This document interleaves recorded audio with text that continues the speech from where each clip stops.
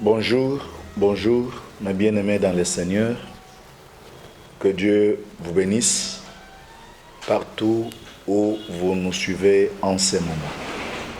Nous sommes encore là dans notre tranche de la parole de Dieu. Comme nous voulons que nous soyons enseignés par Dieu, voilà pourquoi nous passons encore ce moment pour recevoir les enseignements divins. Merci. Maintenant, nous passons à la prière avant de pouvoir commencer notre enseignement de ce jour. Prions. Seigneur Jésus, nous te disons merci pour ton amour, pour ta bonté et pour ta faveur. Nous te disons merci pour ces grands moments que tu nous offres. Les moments où tu veux nous enseigner, le moment où tu veux nous donner des directives, les moments où tu veux nous apprendre comment nous comporter. Seigneur, merci parce que c'est un moment béni pour nous. Voilà pourquoi nous dédions ce moment entre tes mains et nous voudrions, Seigneur, que ta parole de ce jour puisse avoir de l'impact dans la vie de ton peuple, partout où ils nous suivent en ce moment. Au nom puissant de Jésus, nous avons ainsi prié. Amen. Voilà, que Dieu vous bénisse. Nous passons à la lecture de la parole du Seigneur. Nous lisons dans les livres de 1 Roi, chapitre 18. Nous commençons à partir du 30e verset jusqu'au 38e verset. Nous lisons au nom du Seigneur. Élie dit alors à tout le peuple: approchez-vous de moi. Tout le peuple s'approcha de lui. Et Élie rétablit l'autel de l'Éternel qui avait été renversé.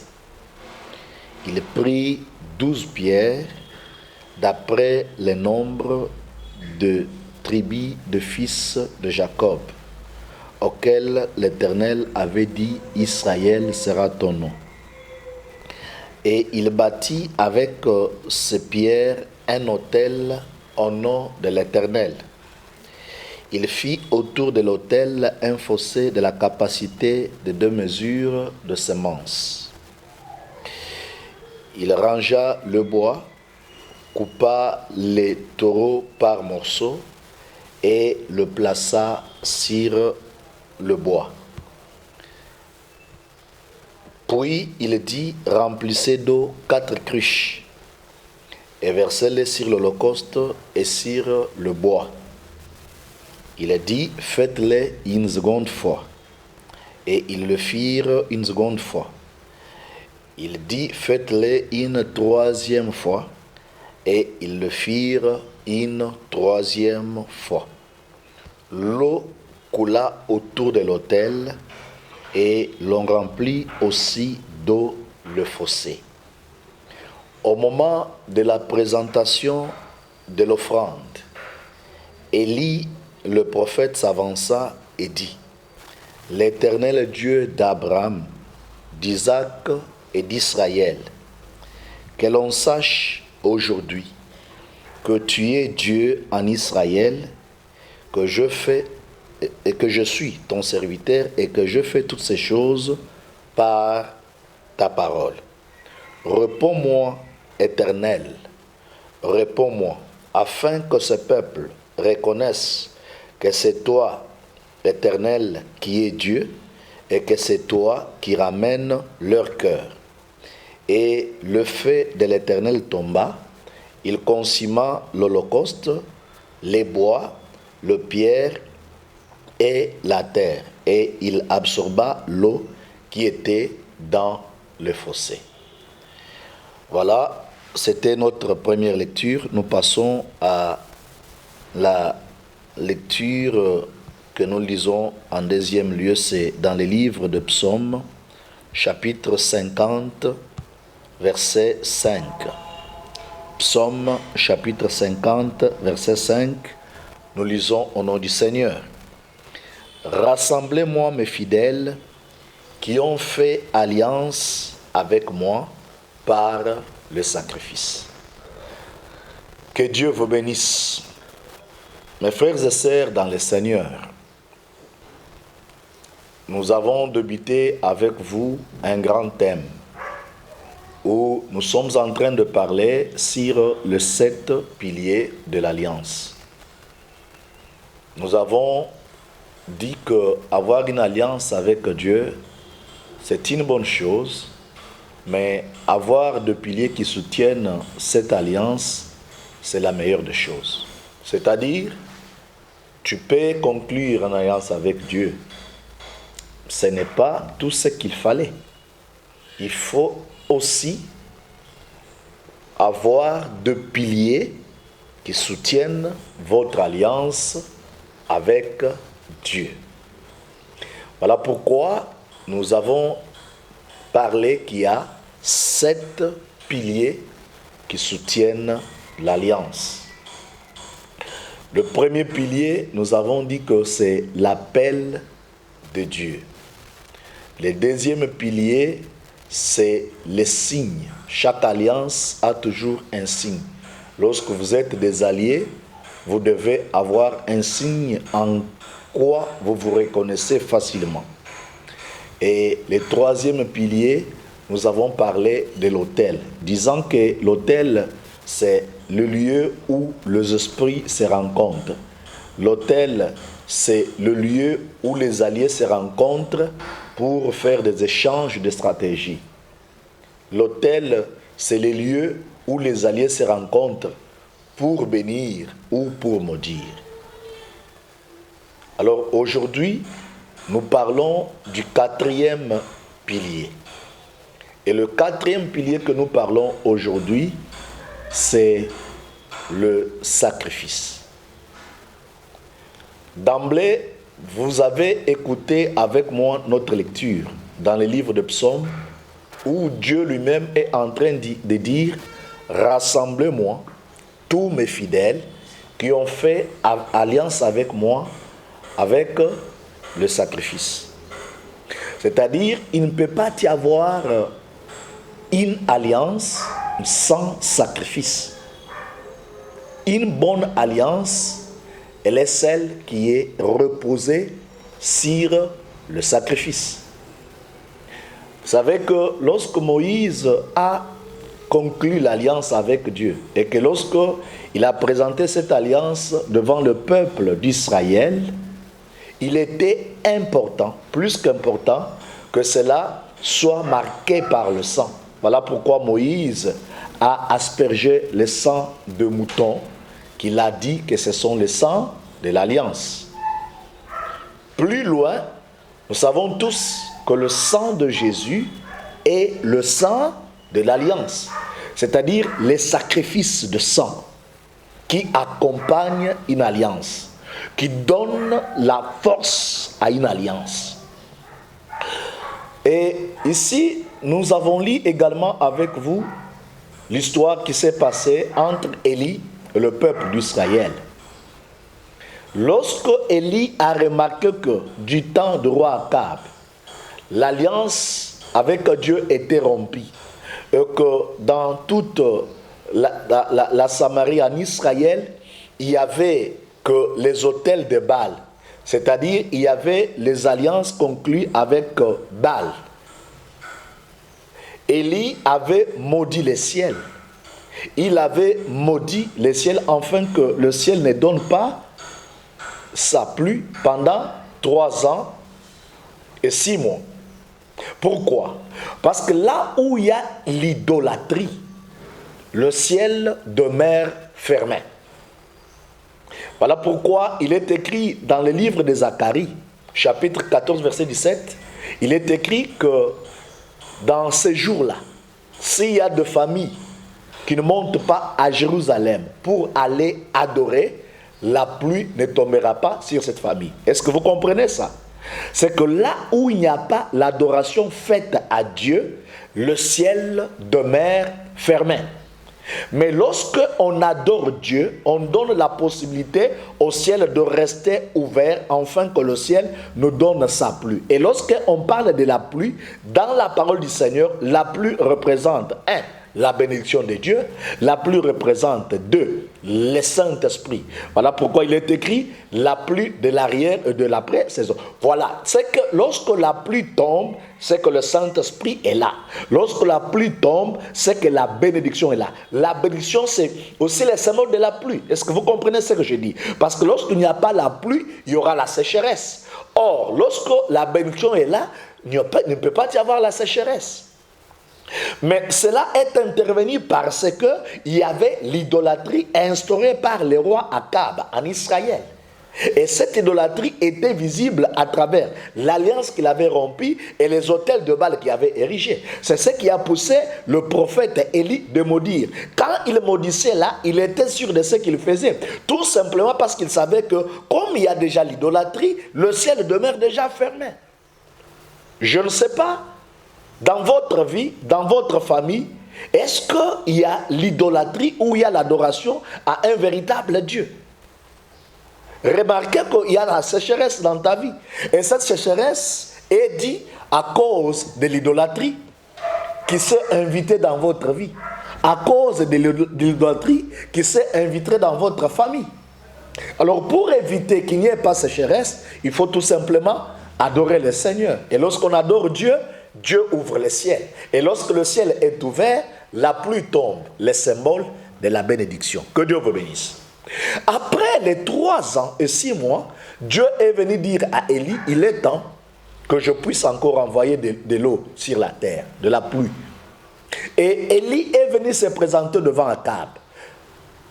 Quand il se présente devant Akab, il lui dit, aujourd'hui, la pluie va tomber. Ainsi, voilà ce que nous devons faire. Toi, avec tous tes prophètes de Baal, nous devons monter à la montagne, au mont Carmel. Et là, on va nous donner des taureaux. Tes prophètes vont choisir en premier leurs taureaux. Et moi également, je vais choisir les taureaux. Nous allons couper ces taureaux. Nous allons les déposer sur l'autel.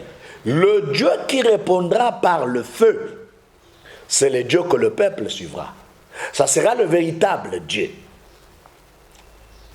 Alors, lorsqu'il monte là-bas, Élie laisse l'initiative aux prophètes de Baal de choisir en premier leurs taureaux et d'invoquer leur Dieu. Ce qu'ils ont fait. Ils ont invoqué leur Dieu, mais leur Dieu n'a pas envoyé le feu. Je peux te dire ici que Dieu peut laisser de certaines circonstances dans ta vie. Dieu peut laisser que le diable trouve comme s'il est en train de faire quelque chose de plus grand dans ta vie. Dieu peut laisser une initiative au diable à un certain moment. Mais Dieu ne peut pas autoriser qu'on puisse t'exterminer. Écoutez, on a mis le sacrifice sur l'autel. Mais le fait que devrait consumer les sacrifices n'a pas été libéré par Dieu. Laisse-moi te dire qu'on peut prendre ton habit, dire que c'est le sacrifice. On peut prendre ton argent, dire que c'est le sacrifice. On peut prendre ta santé, dire que c'est le sacrifice. On peut les déposer sur l'autel, mais Dieu ne permettra pas que le feu descende sur l'autel pour consumer ce qu'on avait pris de toi. Pourquoi? Parce que pour toi, il y a quelque chose qui a déjà été sacrifié. Ici, j'aime souvent dire que la chose pour laquelle on a déjà sacrifié, elle ne peut jamais devenir en elle-même un sacrifice. Est-ce qu'il y a quelqu'un qui me comprend? Est-ce qu'il y a quelqu'un qui peut dire amen là où il est? Écoute-moi, je vais te dire ceci. Parce que toi, il y a quelqu'un qui s'est déjà sacrifié pour toi. Toi, tu ne peux pas devenir encore un sacrifice. C'est ce que Dieu a montré à Abraham. Il a donné une leçon à Abraham. Abraham, Dieu lui avait dit, monte avec ton fils parce que tu vas me l'offrir en sacrifice. C'était qui? C'était Isaac. Ils sont montés sur la montagne. Et arrivé à la montagne, Abraham a pris son fils, il l'y a lié, il l'a ligoté, il lui a déposé sur l'autel. Et pendant qu'il faisait baisser son couteau pour égorger son fils, Dieu a appelé Abraham pour lui dire attention, ne faites pas du mal. Il a tenu la main d'Abraham. Et quand il a tenu la main d'Abraham, et Abraham a levé les yeux, il a vu que dans les buissons, il y avait un bélier. Et lorsqu'il est allé prendre le bélier, il est venu mettre le bélier sur l'autel. Écoutez, on a sacrifié le bélier à la place d'Isaac. Et parce qu'on a sacrifié le bélier à la place d'Isaac, Isaac lui-même ne peut pas devenir encore un sacrifice. Je suis en train de dire à quelqu'un, lorsqu'on a déjà sacrifié quelque chose pour une personne, la personne pour laquelle on a déjà sacrifié ne peut pas devenir en soi encore un sacrifice. Oh, je dis à quelqu'un en ce moment, toi, tu ne deviendras jamais un sacrifice. Ton argent ne deviendra jamais un sacrifice du diable. Ta santé ne deviendra jamais un sacrifice pour les sorciers. Je suis en train de dire que ton travail ne deviendra jamais un sacrifice. Je suis en train de dire que tes études ne deviendront jamais un sacrifice. Je suis en train de dire que ta promotion ne deviendra jamais un sacrifice. Ton mariage ne deviendra jamais un sacrifice. Ta maternité ne deviendra jamais un sacrifice. Pourquoi? Parce qu'il y a quelqu'un qui s'est déjà sacrifié pour cela. Et parce qu'il y a quelqu'un qui s'est déjà sacrifié pour cela, cela ne deviendront jamais un sacrifice. Tu dis amen 3 fois là où tu es. Et ce que je suis en train de dire prend corps dans ta vie. Est-ce qu'on peut aller? Amen, amen, amen. Que Dieu vous bénisse. Mes frères et sœurs, écoutez. Lorsqu'ils montent à la montagne et que le prophète de Baal ont tenté de faire ce qu'ils pouvaient et qu'ils n'ont pas pu. La Bible dit, Élie s'est approché. Il a dit à tous les peuples, approchez-vous de moi. Les peuples se sont approchés d'Élie. Et Élie a rétabli l'autel. Je vous ai parlé du 3e pilier comme étant l'autel. Parce que là où il faut rétablir une alliance, il faut commencer par rétablir l'autel de Dieu. Ils ont rétabli l'autel. Et Élie a coupé le taureau à morceaux, il lui a déposé sur l'autel. Ce taureau qu'il a coupé, c'est le sacrifice. Et vous savez que lorsqu'il a fait cela, il a invoqué le nom de Dieu. Il a dit le Dieu d'Abraham, le Dieu d'Isaac et le Dieu de Jacob. C'est-à-dire le Dieu d'alliance. Il voulait leur dire ici que je rétablis l'autel. Je rétablis les sacrifices qu'on avait cessés. Vous savez, aujourd'hui nous passons dans un moment où on est en train même de profaner l'autel de Dieu. Profaner l'autel de Dieu, c'est-à-dire quoi? C'est offrir sur l'autel ce qui ne donne pas gloire à Dieu. C'est ça, profaner. Pour vous, profaner, c'est quoi? C'est seulement prendre les choses qui sont liées à Dieu? C'est seulement prendre la table qu'on a mis dans l'église? C'est ça seulement profaner?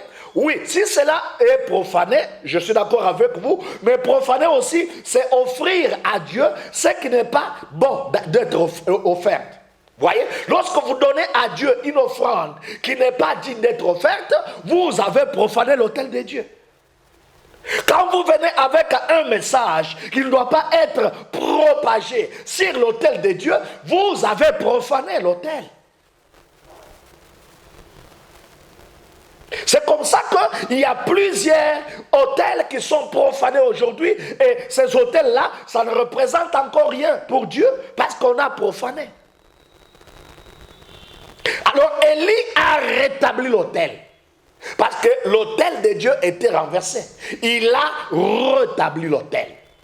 Et après avoir rétabli l'autel, il a mis un sacrifice. Alors un bon sacrifice.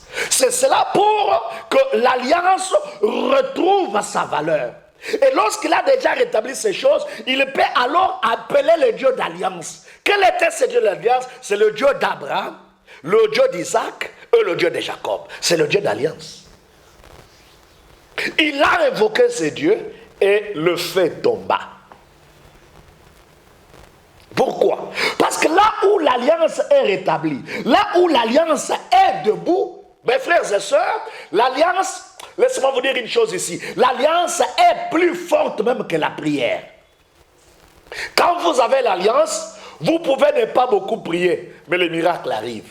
Quand vous avez l'alliance, il y a de bénédictions qui vont arriver dans votre vie, même lorsque vous n'avez pas demandé. Il y a des choses que Dieu va occasionner. Vous savez, lorsque je parle de l'alliance comme ça, je me souviens toujours de Mephibosheth. Vous savez que Mephibosheth n'a jamais prié pour qu'il se retrouve encore à Jérusalem auprès du roi David. Mephibosheth n'a jamais prié. Mais c'est l'alliance qui a crié pour Mephibosheth. Je suis en train de dire à quelqu'un maintenant que l'alliance du Christ doit crier pour vous. Et parce que cette alliance va crier, tout ce qui n'était pas possible dans ta vie deviendra possible. Tout ce qui était difficile deviendra facile. Pourquoi? Parce que lorsque l'alliance crie, il n'y a aucune résistance. Quand l'alliance crie, la loi ne peut pas se mettre entre vous et l'accomplissement de ce que Dieu vous avait parlé. L'alliance avec Dieu. Or, pour que l'alliance soit debout, pour que l'alliance crie, nous avons besoin de ces piliers. Donc aujourd'hui, nous voyons là les sacrifices. Mes frères et sœurs, lisez attentivement la parole du Seigneur. Vous verrez que même le cas de Mephibosheth que je parle en ce moment, lorsque Jonathan a conclu alliance avec David, ce que Jonathan avait fait, vous le savez, Jonathan avait sacrifié sa royauté. Parce qu'il avait donné son épée à David et il avait donné même ses habits royaux à David. Voyez-vous, il avait donné ça, c'est-à-dire il avait sacrifié sa royauté au profit de David, au profit de l'alliance. Mais comment est-ce que ton alliance peut être debout lorsque tu n'as pas l'esprit de sacrifice? On ne réussit pas la vie sans se sacrifier. Ayez un esprit de sacrifice. Sacrifiez-vous pour votre réussite. Homme, sacrifie-toi pour ta femme. Femme, sacrifie-toi pour ton homme. Enfant, sacrifiez-vous pour vos parents. Parents, sacrifiez-vous pour vos enfants. On ne peut pas réussir dans la vie si on ne parvient pas à se sacrifier. Ça, c'est la loi de Dieu. Dieu, qui est le créateur de toutes choses, pouvait nous racheter comme cela. Mais il a sacrifié son fils, son unique fils. Il l'a sacrifié pour que nous ayons aujourd'hui ce que nous avons, c'est-à-dire que nous soyons les participants de la promesse de Dieu. Que nous ayons l'alliance avec Dieu. C'est à travers le sacrifice de notre Seigneur Jésus-Christ que nous sommes appelés aujourd'hui enfants de Dieu. C'est à travers ce sacrifice que nous pouvons être appelés aujourd'hui enfants de Dieu. Et nous sommes appelés enfants de Dieu. Nous sommes appelés serviteurs de Dieu. Nous avons droit aux bénéfices. Nous avons droit à toutes les bénédictions qui sont liées à l'alliance. Parce que chaque alliance a toujours ses bénéfices. J'en parlerai par la suite. Mais ici, je voudrais vous dire que vous devez avoir un esprit de sacrifice. Il est bien, il est meilleur, mes frères et sœurs, d'annuler les sacrifices diaboliques. C'est ce que j'encourage. Parce que là où il y a les sacrifices de Dieu, le diable va aussi sacrifier. Je vais vous dire une chose très importante ici. On ne peut pas te maudire si on n'a pas sacrifié quelque chose. Quand vous lisez le livre de Nombres chapitre 23, vous verrez l'histoire de Balak et Balaam.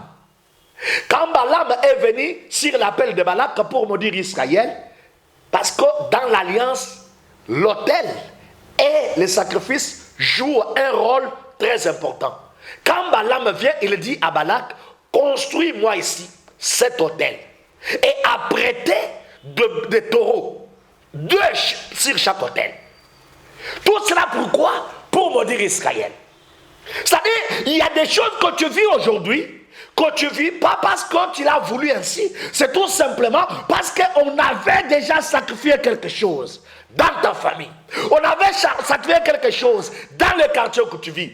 On avait sacrifié quelque chose dans le pays que tu vis. On avait sacrifié quelque chose dans ton village. On avait sacrifié quelque chose dans le service où tu es engagé. Et lorsqu'il y avait déjà un sacrifice comme cela, c'est-à-dire il y a toute une alliance qui est établie là. Et lorsque l'alliance est soutenue par un sacrifice, cette alliance est forte. Voilà pourquoi, pour que vous puissiez vous en sortir de cette alliance, vous devez annuler ce sacrifice-là.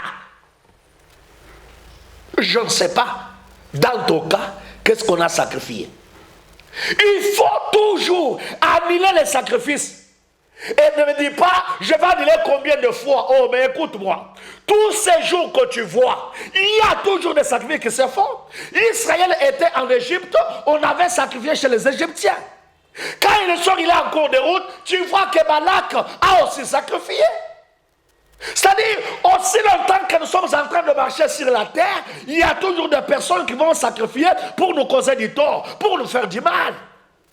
Voilà pourquoi à chaque moment, nous également, nous devons démolir, nous devons annuler ces sacrifices. Mais je ne veux pas qu'on se limite seulement à annuler leurs sacrifices. Mais nous devons aussi offrir, faire des sacrifices à Dieu. Faire des sacrifices dans tous les domaines de notre vie. Faire les sacrifices pour notre réussite. Mes frères et sœurs, il y a quelque chose qui ne marche pas dans ta vie, mais là où tu es, tu peux faire un sacrifice. Tu peux prendre une grande offrande. Tu peux présenter cette offrande comme un sacrifice à ton pasteur que tu es avec lui. À ton encadreur spirituel. Tu lui dis, je vais conclure une alliance avec Dieu. Voici mon sacrifice que je présente. Il priera pour toi. Je te dis que le Seigneur Dieu lui-même est en train de dire, approchez-moi. Approchez-moi. Qui c'est? Le fidèle qui ont conclu une alliance avec moi à travers le sacrifice. Le sacrifice joue un rôle important dans chaque alliance, que ce soit dans notre alliance avec Dieu, que ce soit dans l'alliance que le diable conclut avec le sien. Voilà pourquoi vous verrez même que le fils du monde des ténèbres sont beaucoup plus excellents dans leur manière d'offrir des sacrifices, dans leur manière de faire des sacrifices. Ils ont des périodes bien déterminées. Ils savent comment ils doivent le faire. Ils ne peuvent pas louper à cela, parce qu'ils savent que cela leur attire leur protection. Mais nous, les enfants de Dieu, nous oublions facilement ce qui est important. Parce que je vous dis, tout ce que le diable fait là, il l'a copié auprès de Dieu. Il ne peut rien faire de lui-même. Qu'est-ce qu'il connaît de lui-même? Aujourd'hui, j'avais voulu réveiller votre mémoire. Je sais que parmi vous, il y a ceux qui connaissent bien ce principe. C'est un principe de vie. Le principe des sacrifices. Vous devez l'avoir. Vous devez le pratiquer. Dans votre église, dans votre famille. Peut-être que dans votre famille, vous avez un encadré. Mais vous avez une histoire qui complique. Parce que cette histoire-là, on a sacrifié pour cette histoire. Comment vous voulez vous en sortir de cette histoire sans passer aussi par un sacrifice? Ça serait impossible. Jésus-Christ savait que le monde était sacrifié par le diable. Pour nous racheter, Jésus est venu comme étant un sacrifice. Il s'est sacrifié pour que nous soyons rachetés. Voilà pourquoi la parole de Dieu nous dit, nous avons été rachetés à un grand prix. Au prix du sang de l'agneau. C'est-à-dire, il s'est sacrifié. Parce qu'il savait que nous étions dans le main du diable. Lorsque tu veux sortir dans le main du diable, dans le main des sorciers, dans le main des démons, parce qu'ils ont sacrifié quelque chose dans ta vie, peut-être qu'ils ont sacrifié ton mariage, peut-être qu'ils ont sacrifié ton emploi, peut-être qu'ils ont sacrifié ta sainteté, tu ne parviens pas à te maintenir. À tout moment, tu es toujours tourné vers le péché. Mais écoutez, tu ne peux pas sortir comme ça. Tu dois aussi sacrifier. Lorsque tu présentes ton sacrifice, c'est-à-dire tu es en train de faire vivre les sacrifices du Christ. Voilà pourquoi Dieu a dit, approchez-moi, le fidèle qui ont fait avec moi l'alliance. Est-ce que quelqu'un parmi vous peut faire alliance avec Dieu aujourd'hui? Est-ce que quelqu'un parmi vous peut donner son sacrifice à Dieu? Mes frères et sœurs, lorsque vous écoutez la parole qui parle de sacrifice, ne vous fâchez pas. Mais par contre, soyez dans la joie. Parce que c'est la parole qui va vous libérer. C'est lorsque vous allez poser ces actes-là. Parce que la parole de Dieu nous dit ceci, que nous ne devons pas nous borner à écouter. Non, mais nous devons écouter, mais également faire quoi? Pratiquer. La bénédiction de Dieu accompagne ceux qui écoutent et qui pratiquent la parole du Seigneur. Et aujourd'hui, la parole que Dieu te demande de pratiquer, c'est celle de sacrifier. Tu peux sacrifier ta parcelle pour Dieu. Tu peux sacrifier ta voiture pour Dieu. Tu peux sacrifier ton argent pour Dieu. Tu dis, moi je sacrifie ceci. Jonathan a sacrifié sa royauté pour David. Est-ce que tu t'imagines ça? Remarquez qu'avant même que Dieu intervienne pour Isaac, Abraham a voulu sacrifier son fils. Parce que lorsqu'on sacrifie pour Dieu, on ne doit pas tenir compte de tout ce que nous connaissons. En sachant que lorsque nous avons sacrifié pour Dieu, Dieu n'acceptera pas qu'on puisse perdre. Parce qu'auprès de Dieu, on ne perd jamais. Quand on sacrifie pour lui, il va nous donner plus que ce que nous avons sacrifié. Il va nous donner plus que ce que nous avons demandé. Peut-être toi, quand tu te sacrifies, tu t'attends à ce que Dieu te donne l'argent. Mais peut-être Dieu va te donner ce qui est plus que l'argent. Quand tu te sacrifies, peut-être tu dis que Dieu va me donner la guérison. Mais Dieu va te donner plus que ce qui est la guérison. Vous savez, parce que Dieu donne toujours plus. N'oubliez pas que Saoul était à la recherche des ânesses, mais il est retourné avec la royauté. Je dis à quelqu'un, maintenant même, qui prend la décision là où il est, de sacrifier quelque chose, que mon Dieu te donne plus que ce que tu cherches. Que mon Dieu te donne plus que ce que tu as besoin. Que mon Dieu te donne plus que ce qui te faisait manquer le sommeil. Que mon Dieu te donne plus que ce qui t'a fait souffrir depuis longtemps. Que mon Dieu te donne plus que cela. Toi qui as pris la décision aujourd'hui de sacrifier quelque chose et qui va faire en sorte que cela puisse s'accomplir, mon Dieu va te faire un miracle. Soyez bénis. Et à partir du moment où tu élèves ton sacrifice, le sacrifice du diable sera englouti. À la montagne, à Mont Carmel, il y avait des sacrifices. Le sacrifice de Baal et le sacrifice d'Élie. Mais c'est le sacrifice d'Élie qui a englouti le sacrifice de Baal. Lorsque toi tu élèves un sacrifice, c'est-à-dire tous les sacrifices que le sorcier de votre famille ont fait dans votre vie seront engloutis. Car le sacrifice de Dieu est plus fort que le sacrifice du diable. Rien ne sera sacrifié dans ta vie. Au nom du Seigneur Jésus. Que Dieu vous bénisse. Je vais prier pour vous. Père, à ma qualité de ton serviteur, sur le mandat du vin que tu m'as donné, j'annule tout sacrifice diabolique. J'annule tout sacrifice sorcellerie qui ont été mis dans la vie de ce peuple. On a sacrifié leur vie. On a sacrifié leur vie de prière. On a sacrifié leur vie de méditation de la parole. Aujourd'hui, j'annule ces sacrifices-là. On a sacrifié ton mariage. J'annule cela. On a sacrifié ton emploi. J'annule cela. On a sacrifié ta promotion. J'annule cela. On a sacrifié ta richesse. J'annule cela. Au nom puissant de Jésus-Christ. Je demande à mon Dieu que le sacrifice de Christ crie maintenant. Si le sang d'Abel a crié pour accuser Caïn, aujourd'hui, le sang de Jésus va crier, pas pour t'accuser, mais pour te justifier. Au nom puissant de Jésus-Christ, sois béni. Au nom puissant de Jésus-Christ, sois guéri. Au nom puissant de Jésus-Christ, sois élevé. Au nom puissant de Jésus-Christ, que les bonnes choses t'accompagnent. Au nom puissant de Jésus, nous avons ainsi prié. Amen.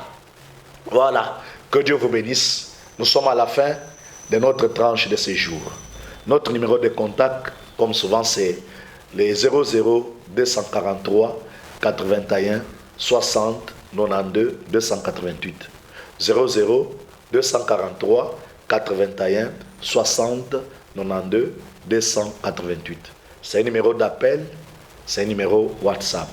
Appelle-nous comme les autres sont en train de le faire et Dieu te visitera.